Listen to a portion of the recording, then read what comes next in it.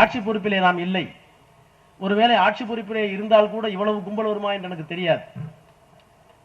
எந்த வசதியும் செய்து தராமல் ஆட்சியை இழந்ததற்கு பிறகு இந்தியாவில் ஒரு அரசியல் கட்சியால் ஒரு 5000 பேரை 10,000 பேரை பேசுவது பெரிய பேச்சாளர் அல்ல, ராஜா போன்ற இடைநிலை பேச்சாளர்கள் பேசுவதை கேட்பதற்கு இவ்வளவு பெரிய திரள் வந்திருக்கிறது என்பதே இந்தியாவில் வேறு எந்த அரசியல் கட்சிக்கும் அல்ல. இது ஒன்றும் கவர்ச்சிக்காக கூடுற கூட்டம் அல்ல. கை கால் ஆட்டெல்லாம் ராஜாவுக்கு தெரியாது, பஞ்சவசனம் பேசுறதுக்கு ராஜாவுக்கு தெரியாது, டூயட் பாடுறதுக்கு ராஜாவுக்கு தெரியாது, அநாகரிகமா பேசுறது கூட ராஜாவுக்கு தெரியாது. இதையெல்லாம் பேசிக்கொண்டவர்களுக்கு ஒரு கும்பல் வருது. அவர்களையும் அறிவுப்படுத்த பணி நமக்கு இருக்கிறது என்பதை நம்முடைய சந்திரசேகர் அவர்கள் இந்த கூட்டத்தின் மூலமாக ஏற்பாடு செய்திருக்கிறார்கள்.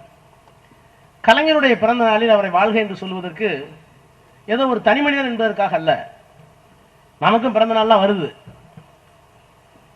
ஒருவருடைய பிறந்த நாள் நமக்கு வந்தா ஒண்ணு குடும்பத்தோட முடிஞ்சிடும், இன்னும் கொஞ்சம் பொது வாழ்க்கையில இருந்தா அந்த தெருவோட அந்த ஒன்றியத்தோட முடிஞ்சிடும், இன்னும் கொஞ்சம் அரசியல் இருந்தாக்க மாவட்டத்தோட முடிஞ்சிடும், இன்னும் கொஞ்சம் 2ஆம் கட்ட தலைவராக இருந்தால் தமிழ்நாடு முழுக்கவாவது ஒரு அரைப்பக்கம் விளம்பரமாவது நம்ம காசுலையோ அடுத்தவங்க காசுலையோ போடுவோம். ஆனால் ஒரு தமிழனின் ஒரு தலைவனின் பிறந்த நாள் தமிழர்கள் எங்கெல்லாம் வாழுகிறார்களோ கடல் கடந்து அத்தனை மாநிலங்களிலும் அத்தனை நாடுகளிலும் கொண்டாடப்படுவது என்பது சில தலைவர்களுக்கு மட்டும்தான் சாத்தியம். அந்த சாத்தியத்தை வசப்படுத்தி இன்றைக்கும் நம்மோடு வாழ்ந்து கொண்டிருக்கிற ஒரு மகத்தான தலைவர் கலைஞர். நான் இங்க வந்த பிறகு உங்களுடைய எண்ண ஓட்டத்தெல்லாம் பார்த்தேன். நீங்க சாதனைகளை சொல்லி கலைஞரை சொல்லணும்னா அது இன்னைக்கு தொடங்கி கம்பராமாயணம் மாதிரி நாளை வரைக்கும் போகும். உங்களுக்கு தெரியாதது ஒண்ணும் இல்லை, என்னென்ன திட்டங்களை கொண்டு வந்தாருன்னு. ஆனா இன்றைக்கு அரசியல் இப்ப சொன்னார், அந்த வைத்தியநாதன் சொன்ன வைத்தியலிங்கம் சொன்னார், தற்கூறினார். நான் தற்கூறி கூட சொல்ல விரும்பல, பெரிய வார்த்தை, அது நம்ம சொல்லல, வேணும்னே சொல்லிட்டு இருக்காங்க. ஒரு அநாகரிகமான மனிதன் ஆட்சி கட்டில் இருக்கிறார், அதை அப்புறப்பட்ட கடமை நமக்கு இருக்கிறது. எவ்வளவு பெரிய நாகரிகமான மாநிலம் தெரியுமா இந்த மாநிலம்? எத்தனை நேர்த்தியான சுமூகமான அணுகுமுறையோடு காமராஜராக இருந்தாலும், பக்தவச்சலமாக இருந்தாலும், பேரறிஞர் அண்ணாவாக இருந்தாலும், பெரியாராக இருந்தாலும், ராஜாஜியாக இருந்தாலும், கலைஞராக இருந்தாலும், மாண்புமிகு முத்துவேல் கருணாநிதி ஸ்டாலின் என்ற மகத்தான இன்றைய தலைவராக இருந்தாலும் நாகரிகத்தினுடைய உச்சியை எதிரும் புதிருமாக இருந்த காலத்திலேயே தொட்டவர்கள். அந்த நாகரிகம் தான் தமிழ்நாட்டுடைய அடையாளம். சாதனைகளை சொல்லலாம், என்ன இந்த புதுசா அந்த ஜென்செட்டுக்கு தெரிய மாட்டேங்குது, நாம எங்க இருந்து வந்தோன்னே தெரிய மாட்டேங்குது. இப்ப இவ்வளவு வெளிச்சம் இருக்குது, இந்த வெளிச்சம் இவ்வளவு மின்சாரம் கலைஞர் வருவதற்கு முன்னால் உங்களுக்கு சாத்தியமா? சாத்தியமா? நான் உங்களுக்கு சொல்றேன், 1969 மின்சாரத்துறை அமைச்சர் பண்டுட்டி ராமச்சந்திரன் அவர் மின்சாரத்துறை அமைச்சராக இருக்கும்போது தமிழ்நாடு சட்டமன்றத்தில் காங்கிரஸ் கட்சியினுடைய உறுப்பினர் கேள்வி கேட்கிறார். சென்னைக்கு வந்துருச்சு மின்சாரம், திருச்சிக்கு வந்துருச்சு, தஞ்சாவூருக்கு வந்துருச்சு, திருநெல்வேலிக்கு வந்துருச்சு, கோயம்புத்தூருக்கு வந்துருச்சு, சேலத்துக்கு வந்துருச்சு, ஆனால் இன்னமும் தாலுகாவுக்கோ கிராமத்துக்கோ இன்னும் வரவில்லை. கேட்டது 69 70. எல்லா கிராமத்திற்கும் ஏறத்தாழ 12,000 கிராமங்கள் இருக்கிறது, ஊராட்சிகள் இருக்கிறது. இந்த 12,000க்கும் மேற்பட்ட கிராமங்களுக்கு மின்சாரத்தை கொண்டு போகிற திட்டம் ஏதாவது இருக்கிறதா இந்த அரசாங்கத்திடம் இருந்து கேட்டவர் காங்கிரஸ் கட்சியுடைய உறுப்பினர். கலைஞர் முதலமைச்சர். பண்டுட்டி ராமச்சந்திரன் சிரித்துக் கொண்டே சொன்னார், அது எப்படி சாத்தியம்? எத்தனை கிராமங்கள் இருக்கிறது, எத்தனை கம்பங்கள் நட வேண்டும், எவ்வளவு கம்பி வேண்டும், எத்தனை மேன் பவர் ஆட்கள் வேணும், இவற்றையெல்லாம் செய்ய முடிக்க இப்போது இயலுமா என்றால் அப்படின்னு சொன்னார். கலைஞர் ஒலிவாங்கியை தட்டிவிட்டு முதலமைச்சர் எழுந்தார். மாண்புமிகு பேரவைத் தலைவர்களே, மின்சாரத்துறை அமைச்சர் அது சாத்தியம் இல்லை என்பதை போல இங்கே ஒரு தனித்த குரலில் பேசினார். மனம் இருந்தால் மார்க்கம் உண்டு. என்னுடைய ஆட்சி 5 ஆண்டு காலம் நிறைவு செய்வதற்கு முன்பாக தமிழ்நாட்டில் எல்லா கிராமத்திற்கும் மின்சாரத்தை கொண்டு போய் சேர்ப்பேன் என்று சூளுரைத்து மின்சாரத்தை கொண்டு போனவர். முரசொலிக்கு தெரியும். இப்போ 2022 மோடி நாடாளுமன்றத்தில் 56 இன்ச்சு, சீனாவுக்கு பயப்பட மாட்டேன், பாகிஸ்தானுக்கு சொல்றார். எங்கள் ஆட்சியினுடைய சாதனை என்ன தெரியுமா? காங்கிரஸ்காரர்கள் 75 ஆண்டுகள் 70 ஆண்டுகள் இந்தியாவை ஆண்டார்கள். நான் ஆட்சி பொறுப்பை ஏற்கிற போது 85,000 கிராமங்களுக்கு கரண்ட் இல்ல. எப்போ? 2022. அதை கொடுத்தது இந்த மோடி தான் அப்படின்னு சொல்றாரு. நான் எந்திரி சொன்னேன், இது உங்களுக்கு ஒரு பெருமையா? மோடி அவர்களே, உங்களுக்கு ஒரு பெருமையா? 1970-71 தமிழ்நாடு இருக்கிற அத்தனை கிராமங்களுக்கும் கொண்டு போய் சேர்த்தவர்கள் நாங்கள். உன் தகராறு காங்கிரஸ் வச்சுக்க, எங்கள்கிட்ட வச்சுக்காத. ஆச்சரியத்தோடு பார்த்தார்கள் நாடாளுமன்றம். இதெல்லாம் நீங்க சொல்லி தெரிய வேண்டியதில்லை. வரலாறு நீங்க எடுத்து பார்த்தீங்கன்னா பசங்களுக்கு போய் சேரல. பட்டுக்கோட்டை கல்யாண சுந்தர் 59 இறந்து போயிட்டார். சிவப்பு சிந்தனைக்குள்ள ஒரு கவிஞர். ஆளும் வளரணும், அறிவும் வளரணும், அதுதான்டா வளர்ச்சின்னு இப்ப இருந்தா அவர் பாடிப்பார் சட்டசபைக்குள்ள. 59 செத்து போயிட்டார். கலைஞர் முதலமைச்சர். இன்றைக்கு நம்ம பள்ளிவாணி ஒத்துக்குவாரு. இன்னைக்கு மேற்கு வங்காளத்துல சைக்கிள் இருக்காருல்ல, இன்னைக்கு மேற்கு வங்காளத்துல கை மனுஷனை வச்சிருக்கிற ரிக்ஷா மேற்கு வங்காளத்துல ஒரு மூலையில் இருக்கு. கல்கட்டாவிலே இருக்கு. சைக்கிள் ரிக்ஷாவும் இருக்கு, மனுஷன் வச்சு இருப்பான். 54-55 பட்டுக்கோட்டை கல்யாண சுந்தர் ஒரு கவிதை எழுதினார். பாட்டு: நாடி தளர்ந்தவங்க, பாடி கணத்தவங்க, நல்லவங்க கெட்டவங்க, நம்ப முடியாதவங்க, ஓடி கலைச்சவங்க, அத்தனை பேரையும் மாடா வச்சு இழுக்கிறோம் ரோட்டுல. எங்க வாழ்க்கை கிடக்கு, வேகமா இழுக்கிறோம் நாங்க, ஆனால் எங்கள் வாழ்க்கை கிடக்குது ரோட்டோரமா. அந்த பாடலை படித்து விட்டு மணலி கந்தசாமி கொண்டு போய் கலைஞர் கொடுத்தாராம். ஆட்சி பொறுப்பிற்கு வந்தவுடன் இந்தியாவில் இனிமேல் மனிதனே வைத்து இழுக்கின்ற கை ரிக்ஷாவை ஒழித்துவிட்டு சைக்கிள் ரிக்ஷாவை இந்தியாவில் முதலாக உருவாக்கி தந்தவர் கலைஞர். இதெல்லாம் புது பசங்களுக்கு தெரிய மாட்டேங்குது. இப்ப நான் ஒரு விவசாய குடும்பத்தில் 8வது பையன். 30ஆம் தேதி ஆச்சுன்னா எங்க அப்பாவுக்கு விவசாயிக்கு ஒரு 15 ஏக்கர் 16 ஏக்கர் நல்ல 2 கிணறு. 30ஆம் தேதி ஆச்சுன்னா பீஸ் கட்டை பிடிக்கிறவங்க பயம் இருக்கும். ஏன்னா மாச சம்பளம் என்ன, எங்க அப்பா என்ன டெப்டி கலெக்டர் உத்தியோகமா தர, ஒவ்வொரு மாசமும் 30ஆம் தேதிக்குள்ள பணம் கட்டணும். பாத்திருக்கீங்களா ஊர்ல? நல்ல கதிர் நிறைஞ்சிருக்கும். நிறைஞ்சிருக்கிற கதிர்ல பீஸ் கட்டை பிடிக்க போடுவான். பக்கத்து வீட்டுக்காரன் கெஞ்சி அங்க இருந்து ஒரு கடன் வாங்கணும் தண்ணி, இல்லைன்னா அண்டா வைக்கணும், குண்டா வைக்கணும். என்ன கேட்டாங்க? கொடுத்து சிவந்த கரம் எம்ஜிஆர் முதலமைச்சர்.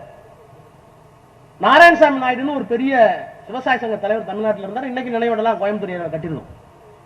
ஒரு 10,000 பேர்த்த கூட்டிட்டு கோட்டையை நோக்கி ஒரு பெரிய பேரணியை நடத்தினார் எம்ஜிஆர் முதலமைச்சர். என்ன கேட்டார்? உழுதவன் கணக்கு பார்த்தால் உலக்கு கூட மிஞ்சவில்லை. ஒரு யூனிட் கரண்ட் ஒரு பைசா குறைங்க. ஒரு யூனிட் கரண்ட்டுக்கு 1 பைசா குறைய எம்ஜிஆர் எங்களால் கட்ட முடியல. அண்டா குண்டாவெல்லாம் வைக்கிறோம், நீங்க சும்மாலாம் தர வேணாம். 1 யூனிட் கரண்ட்டுக்கு 1 பைசா குறைங்க. அன்றைக்கு கொடுத்து சிவந்த சரம் எம்ஜிஆர் தடியடி நடத்தினார், துப்பாக்கி சூடு நடத்தினார். இது வரலாறு. மீண்டும் கலைஞர் 89 ஆட்சி பொறுப்பிற்கு வந்தார்.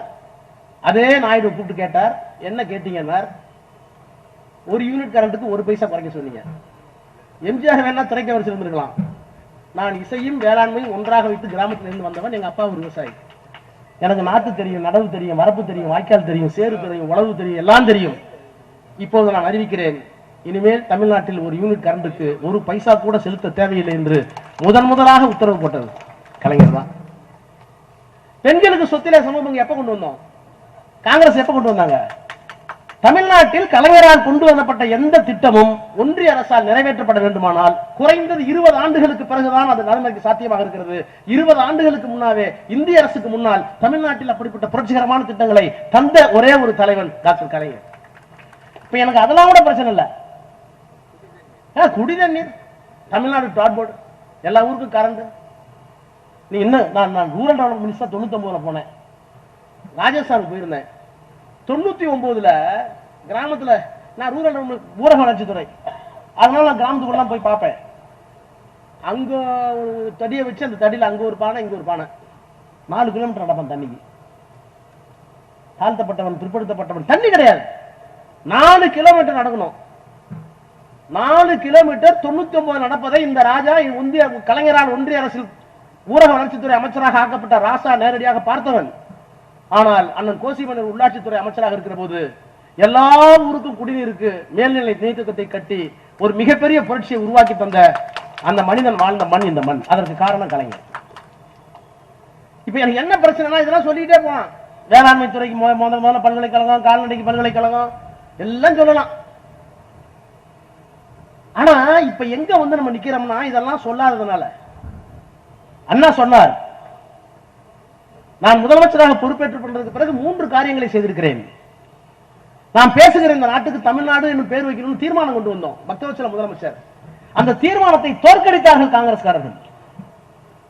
அப்ப அண்ணா சொன்னார், என் தீர்மானத்தை தோற்கடிச்சிட்டீங்க, ஆனால் என்றைக்காவது நாங்கள் ஆட்சி பொறுப்பிற்கு வந்து தமிழ்நாடுன்னு பேர் வைப்போம். ஆனா இந்த சட்டசபை நிகழ்ச்சியை யாராவது படிக்கிற போது தமிழ்நாட்டுக்கு தமிழ்நாடுன்னு பேர் வைக்க கூடாதுங்கிறதுக்காக தீர்மானத்தை தோற்கடிச்சு ஓட்டு போட்ட சட்டமன்ற உறுப்பினர் இருக்கிறார்களா? அவர்கள் எல்லாம் எங்கே இருக்கிறார்கள் என்று கேட்டால், அதோ போகிறானே அந்த சிறுவன், அவனுடைய தாத்தா தான் அந்த தப்பை பண்ணுவார்னு உங்களை திட்டுவாங்கயா அப்படின்னு சொன்னார் அண்ணா. சுயமரியாதை திருமண சட்டம், ஐயர் ஓதுற மந்திரமும் தெரியாது, நமக்கு என்னன்னு தெரியாது. பல மந்திரம் செல்வேந்திரன், திருச்சி செல்வேந்திரன் சொல்லுவார், பல மந்திரம் கருமாதி சொல்ற மந்திரத்தை கல்யாணம் போட்டு இருப்பான், கல்யாணம் சொல்ற மந்திரத்தை கருமாதி ஊத்திட்டு இருப்பான். இதெல்லாம் கண்டுபிடிச்சாங்க, யாருக்கும் தெரியாது. ஆனால் சுயமரியாதை திருமண சட்டத்தை பெரியார் கொண்டு வர வேண்டும் என்று விரும்பிய நேரத்தில் அதை கொண்டு வந்து ஒரு மிகப்பெரிய புரட்சியை படைத்தவர். அப்புறம் நீங்க சொல்ற 2 மொழி கொள்கை, இந்தியை நாங்கள் ஏற்க மாட்டோம், உலகத்தோடு எங்களை இணைத்துக் கொள்ள ஆங்கிலம், எங்கள் உணர்வுகளோடு இங்கே வாழ தமிழ், 3வது மொழி எங்களுக்கு தேவையில்லை என்று 2 மொழி கொள்கையை கொண்டு வந்தார் அண்ணா. அண்ணா சட்டமன்றத்தில் சொன்னார், நான் இன்னும் எவ்வளவு நாள் உயிரோடு இருப்பேன் என்று தெரியாது, எத்தனை ஆண்டுகள் நான் முதலமைச்சராக இருக்க போகிறேன் என்று தெரியாது, நோய் எனக்கு வாட்டுகிறது. ஆனால் தமிழ்நாடு என்று பெயர் இருக்கிற வரை, சுயமரியாதை சட்டம் இருக்கிற வரை, 2 மொழி கொள்கை இருக்கிற வரை, யார் முதலமைச்சராக ஆண்டாலும் எத்தனை ஆண்டு காலமானாலும் அண்ணாதுரை தான் தமிழ்நாட்டை ஆளுகிறான் என்று கூறும். இதுதான் அவருக்கு இருக்கிற தாற்பயம், லிகசி, அவருக்கு இருக்கிற வரலாறு. தமிழ்நாட்டில் எந்த ஒரு விவசாயியும் போய் மோட்டார் பட்டனை போய் பச்சை பொத்தான தட்டி தண்ணி வருதுன்னா, பணம் இல்லாம வருதுன்னா, எத்தனை ஆண்டு காலம் இலவச மின்சாரம் இருக்கிறதோ அதுவரை கலைஞர் தான் தமிழ்நாட்டுடைய முதலமைச்சர். சொல்லிட்டே போலாம். இப்ப நம்ம தலைவர் ஏதாவது ஒண்ணு பண்ண முடியுதா? இது இப்ப நான் என்ன கேக்குறேங்க, இது இந்த அரசாங்கத்தை பார்த்தா எனக்கு அரசாங்கம் மாதிரி தெரியல. ஸ்டாலின் சார், அந்த ஸ்டாலின் சாருக்கு ஓய்வு கொடுத்துட்டு, உங்களுக்கு ஓய்வு தேவைப்படுது, நீங்க வந்து கையால விட்ட வேலையெல்லாம் காலால விட்ட வேலையெல்லாம் நான் கையால செஞ்சுட்டு இருக்கேன் அப்படிங்கிறது ஒரு ஆட்சியா? நீ என்ன புதுசா கிழிச்சு விட்ட? புதுசா கிழிச்சது என்ன? நான் சிரிப்பு சொல்ல, 2500 ரூபாய் தரேன், தரல, சும்மா இருக்க முடியாது இவராலையும். அப்பா மாதிரியே எதுக்கு அறிக்கை கொடுத்தீங்க? 1000 என்ன ஆயிற்று? பெண்கள் கஷ்டப்படுகிறார்கள், இப்ப ரொம்ப அவசியம் உங்களுக்கு சொன்ன உடனே அந்த போட்டார். தாய்மானவர் திட்டம் 60 வயசு வரைக்கும் வீட்டுக்கு கொண்டு கொடுக்குறேன் நாங்க, அண்ணா நான் திட்டம் தானே, அதை 65 ஆக்கியிருக்க. ஸ்டாலின் சாரால் என்னென்ன திட்டங்கள் வந்ததோ அந்த திட்டத்தை நீட்டிப்பு செய்திருக்கிறார், எக்ஸ்டென்ஷன் பண்ணிருக்கிறார். நீ தமிழ்நாட்டுக்கு முதலமைச்சர் இல்ல, ஒன்லி எக்ஸ்டென்ஷன் ஆபீசர், ஒன்னோட முடியாது. இதுக்கு என்ன பாடு? நான் ஒண்ணு சொல்லட்டுமா? முதல்ல நாகரிகமான அரசியலுக்கு பேர் போன பூமி இந்த பூமி. இந்த பூமி, இந்த திராவிட முன்னேற்ற கழக ஆட்சியை கலைஞராக இருந்தாலும், அண்ணாவாக இருந்தாலும், முத்துவேல் கருணாநிதி ஸ்டாலின் என்ற மகத்தான மனிதராக இருந்தாலும், நம்ம உயரத்தை நம்ம அளக்க வேண்டியதில்லை. இதெல்லாம் நான் செஞ்சேன்னு சொல்லக்கூடாது. பெரம்பலூர்ல நீலகிரியில ராஜா யாருன்னு நான் சொல்லக்கூடாது. அங்க இருக்கிற அதிமுக காரணம், அங்க இருக்கிற வேற கட்சிக்காரனும் யாராவது போய் கேட்டு, சந்திரசேகர் எங்கேயாவது ஹோட்டல சாப்பிட்டு இருக்கும்போது பெரம்பலூர் ஒரு அதிமுக வணக்கம் வச்சு, எப்படிங்க அங்க ராஜா அண்ணா, அவன் நல்லா உன்னை பத்தி சொல்லணும்.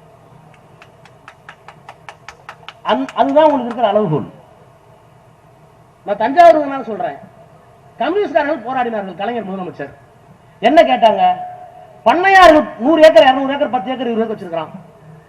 அங்க கூலி வேலை செய்வர்களுக்கு குடியிருப்பு இருக்கிறது. அந்த குடியிருப்பு அந்த முதலாளிகளுக்கு சொந்தம், பண்ணையார்களுக்கு சொந்தம்.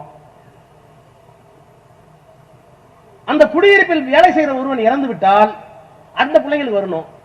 பல தலைமுறையா இருக்கிறாங்க, ஆனால் அவர்களுக்கு பட்டா கிடையாது. யாராச்சும் இறந்து போயிட்டா வேலை செய்ய முடிக்கலன்னா குழந்தை பிள்ளைங்க தூக்கி வெளியே போட்டுருவான். குடியிருப்பு மனை சட்டம் அப்படின்னு கேட்டார். கேட்டார் யாரு தெரியுமா? மணலி கந்தசாமி. மணலி கந்தசாமி யாருங்கிறது ஒரு பெரிய கதை இருக்கு. சிவப்பு சிந்தாத்திற்கு பேர் போன மணலி கந்தசாமி கம்யூனிஸ்ட் கொள்கைக்காக தன் உயிரை விட்டவன். தன் வாழ்நாள்கள் எல்லாம் மத்தி குச்சிகளாக கார்ல் மார்க்ஸையும் லெனினையும் ஏந்தி கொண்டு இந்த சமூகத்தில் ஒரு மிகப்பெரிய புரட்சியை உருவாக்க வேண்டும், அந்த புரட்சிக்கு இந்த சித்தாந்தம் தான் சரி என்று எண்ணி வாழ்ந்த கடைசி மனிதன். மணலி கந்தசாமி. அவருடைய தியாகத்துக்கு உச்சம் ஒண்ணு பல பேருக்கு தெரிஞ்சான்னு தெரியல, பல அண்ணனுக்கு இங்க மேலும் தெரிஞ்சிருக்கும். புரட்சிக்காக அரசுக்கு எதிரான போராட்டத்தில் வன்முறையை ஈடுபடுறார். அவர் மீது வழக்கு. மணலி கந்தசாமி தலைமறைவாக இருக்கிறார். அரசுக்கு எதிராக புரட்சி செய்துவிட்டு போலீஸ் தேடுகிறது, தலைமறைவாக இருக்கிறார். இதெல்லாம் புரட்சியின் ஒரு அங்கம், பொது வாழ்க்கையில் ஒரு அங்கம். இப்ப இந்த பையன் கையை காலாட்டிட்டு ஓடுறார் ஓடுறார் ஓடுறார் ஓடுறார் ஓடுறார். ஏன் ஓடுறார்?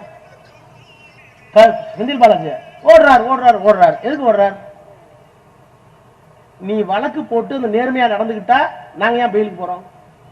ஒண்ணு தெரிஞ்சுங்க, பெயில் வாங்குறது இட் இஸ் ஸ்டாட்யூட்டரி ரைட். பொய் கேஸ் போடுகிற போது சட்டப்படி பெயில் வாங்குறதுக்கு அது வரைக்கும் நான் தலைமறைவா இருக்கிறதுக்கு எனக்கு உரிமை உண்டு. அரசியல் சட்டம் கொடுத்திருக்கிற உரிமை. ஏன்னா நீ போடுறது பொய் கேஸ். நாட்டில் இருக்கிற முதலமைச்சர் நல்லவர் அல்ல. பேய் அரசாண்டால் பிணந்திருந்தும் சாத்திரங்கள் நம்பாரு, அது மாதிரி ஒரு ஆட்சி. அப்போ ஒரு பொய் கேஸ் போடுறதுக்காக நாங்க போய் முன்ஜாமீன் கேட்கிறோம், உயர்நீதிமன்றம் கொடுக்குது. எதுக்காக கொடுக்குது? யார் வெட்கப்படணும்? நாங்களா ஓடுறோம். உயர்நீதிமன்றம் இந்த வழக்கு தப்புன்னு பிரிமா பேசியா எடுத்த எடுப்பிலேயே திருப்தி அடைந்ததுக்கு பிறகுதான், மன நிறைவு அடைந்ததற்கு பிறகுதான் செந்தில் பாலாஜி பெயில் கொடுக்குது. ஓடுறேன்னா உனக்கு ஏதாவது ஒரு அளவு தெரியுமா? மணலி கந்தசாமி தெரியுமா? மணலி கந்தசாமி ஓடினார், தலைமையாக இருந்தார். அதுக்கான பாலாஜி மணலி கந்தசாமி ஒன்னாக்கிறேன்னு சொல்லக்கூடாது. நான் அந்த இடத்துல சொல்ல. நான் சொல்றது ஒரு பொய் வழக்கு என்றால் அதுல இருந்து தப்பித்துக் கொள்வதற்கு சில உரிமைகள் அரசியல் சட்டம் வழங்கி இருக்கு. அந்த அரசியல் சட்டத்தை கையாளுவதில் என்ன தவறு? நீ பொய்யா கேஸ் போடுற, புடிச்சா அசிங்கப்படுத்துவ, பெயில் கிடைச்சிருச்சு. அதுக்கு ஒரு முதலமைச்சருக்கு ஓடு ஓடு ஓடு ஓடு என்ன என்ன என்ன காமராஜர் உட்கார்ந்து இடம், பக்தவச்சல உட்கார்ந்து, ராஜாஜி உட்கார்ந்து இடம், இவ்வளவு கேவலமாவா? அந்த மணலி கந்தசாமி சொன்னார் சட்டமன்றத்தில், பல ஆண்டுகளாக நாங்கள் போராடினோம், ரத்தம் சிந்தினோம். இந்த குடியிருப்பு மனை 1 சென்ட் 2 சென்ட் 3 சென்ட் 4 பிள்ளைங்களை வச்சுட்டு, பொம்பளை பிள்ளைங்க வச்சுட்டு அங்கேயே தூங்குறோம். வெறும் கூரை வீடு 2 சென்ட் 3 சென்ட். இவங்கிட்ட இருக்கிறது 100 ஏக்கர் 200 ஏக்கர். நாங்க ஒரு 10 குடும்பம் அங்கதான் கூலி வேலை செய்யறோம், அங்கதான் உழைக்கிறோம், கொடுக்கிற கூலியை வாங்கிக்கிறோம். ஆனால் எங்களுக்கு அந்த 2 சென்ட் கொடுக்க மாட்டேங்கிறாங்களேன்னு போராட்டம் நடத்திய நேரத்தில் எவ்வளவு பெரிய போராட்டம், ரத்தம் சிந்தினார்கள். அடி தடி வெட்டு குத்து போலீஸ். இதை மணலி கந்தசாமி சட்டமன்றத்தில் சொல்றார். கலைஞர் அவர்களே, பெரியாருடைய கொள்கையை ஏற்றிருக்கிறீர்கள். ரஷ்யாவுக்கு சென்று வந்ததற்கு பெரிய பெரியார் சமதர்ம கொள்கையும் கம்யூனிஸ்டையும் சேர்த்துதான் பரப்பினார். கம்யூனிஸ்ட் புத்தகங்கள் எல்லாம் தமிழ் எடுத்து இங்கே போட்டார். மேனிபெஸ்டோ கம்யூனிஸ்ட் பார்ட்டி, கம்யூனிஸ்ட் அறிக்கை 1848 மார்க்ஸ் ஏங்கல்ஸ் கொடுத்த அறிக்கை. அந்த அறிக்கையை தமிழில் இந்தியாவில் முதல் கொண்டு வந்தவர் பெரியார். அவருடைய சீடர் நீங்கள். எனவே இந்த குடியிருப்பு மனையை அவர்களுக்கு சொந்தமாக்குவதற்கு சட்டம் கொண்டு வாருங்கள் என்று சொன்னார். கலைஞர் அடுத்த மாதம் இந்த சட்டத்தை கொண்டு வந்து பல லட்சம் பேருக்கு தஞ்சை டெல்டா மாவட்டத்தில், அன்றைக்கு இருந்த ஒருங்கிணைந்த மாவட்டத்தில் அவர்களுக்கு பட்டா வழங்கிய பெருமை கலைஞருக்கு தான் சேரும். அப்ப அவர் சொன்னாரு, பல பேர் ரத்தம் சிந்தி பெற வேண்டிய ஒரு உரிமையை கலைஞர் என்கின்ற ஒரு மனிதனின் ஒரு துளி பேனா மையால் நாங்கள் பெற்றிருக்கிறோம். வாங்க கலைஞர் சொன்னது மணலி கந்தசாமி. அவன் எவ்வளவு பெரிய தியாகி, அவ்வளவு பெரிய தியாகி தலைவர் பாராட்டினார்.